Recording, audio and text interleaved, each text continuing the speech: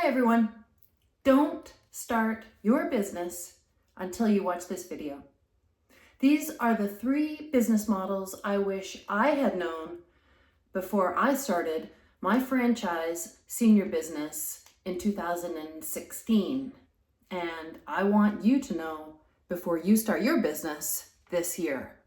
I'm Vicki McGrath, owner and president of Here to Help Home Care Services. We've been caring for seniors and their families here in Ontario since January 2016. It's officially been 10 years.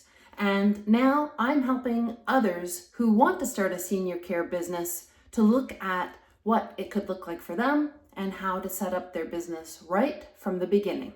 So today, I'm going to take you through the 3 business models I wish I knew before I began my business and set up our business the way that we did.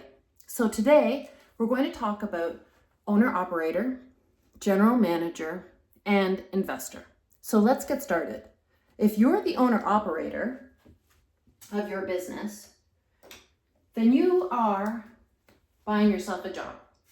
Essentially, buying yourself a job, right? You are doing a critical task, or maybe many critical tasks in your business to begin with, potentially. We all probably should do that to get started, to learn how a business runs and to know everything about the business. But eventually, owner-operators are kind of stuck in the business and are unable to scale until they have other people to do those things for them. So when you're an owner-operator, you're doing a job. So it might be accounting, right? AP, AR. It might be HR. Maybe you're doing the hiring.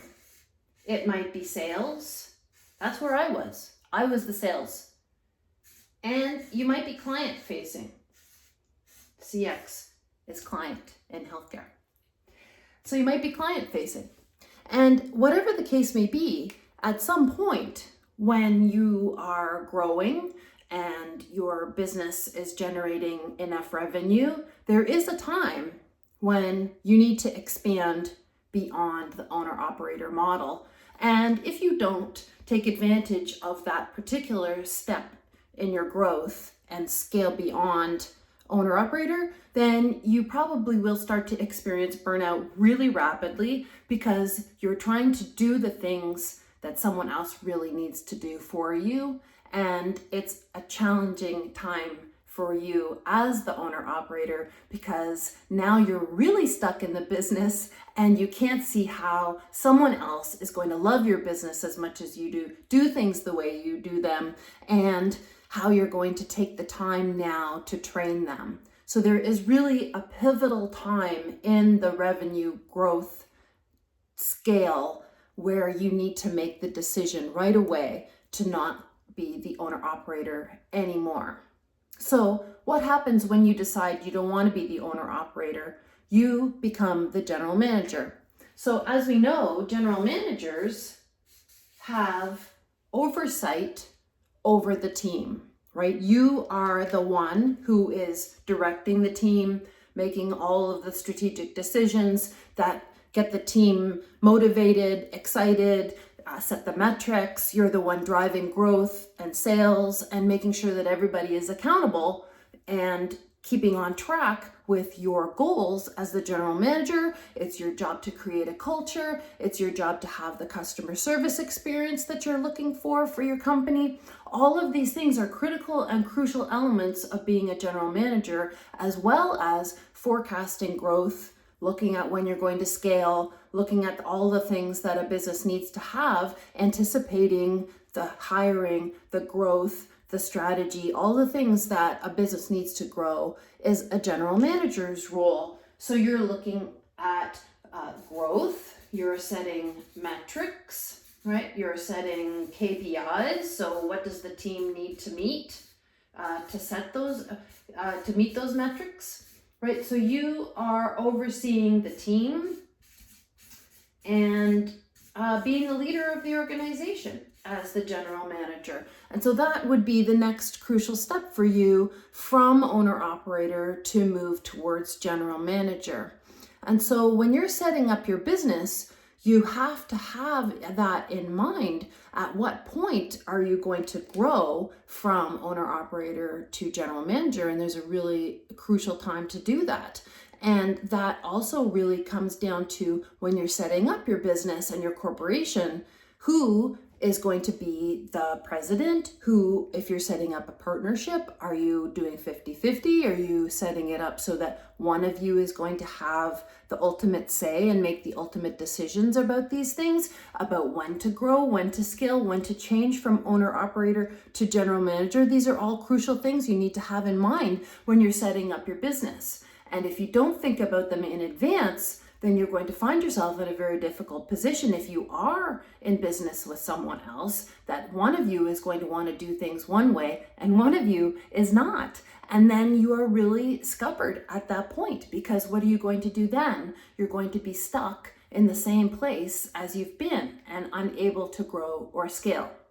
So the final thing to think about when you're setting up your business is if you prefer actually to be the investor and not the general manager or the owner operator. So what would an investor look like? An investor would be the one that would fund the business to any degree you prefer, right? You could be the funder of the whole thing. You could have a partnership model where you're funding it with somebody else. The point is, as investor, you're actually just setting up a system where you are going to be getting your returns on your investment, but you are not in the business in any way. And so you're looking for an ROI, and you have to task somebody with meeting those returns on your investment, with meeting the metrics, right? The KPIs. You are not involved at all in the business. So you have to have a way in your agreement as the investor to have all of these things set up before you even get into business. And so as the investor, you make returns, but you don't lead the team. You don't get into the business weeds. You're not running the day-to-day at all. You are putting your money into a business and saying, I want X to come out of it in Y time frame. And if I don't, these are the repercussions. These are the measures. And so how do you ensure compliance with your investment strategy? How do you ensure the opportunity to get the ROI that you want for your business strategy? And so as an investor, you are completely hands off the business and you're relying on the general manager or the owner operator to bring in your returns. And so those are three great ways to consider how to run your business, how to set up your business. And it's really imperative when you're getting into your business to have a framework, an understanding of where these steps are in your business growth and development. And so if you would like to learn more about how to set up your business in the way that helps you grow and scale over time, if you would like to talk to somebody who's been there and knows after 10 years in senior care business, then I invite you to book a call with me or check out my website at www.seniorcarebusinesscampus.com and set up a time, or just go directly to one of the options that I have available for you to get started today on getting your senior care business set up the right way from the very beginning, so that you don't find yourself in a place where you're unable to grow, unable to scale, and burned out and stuck on your business in a way that you could have definitely avoided if you'd taken a few extra steps at the beginning of the process. Thank you for being here.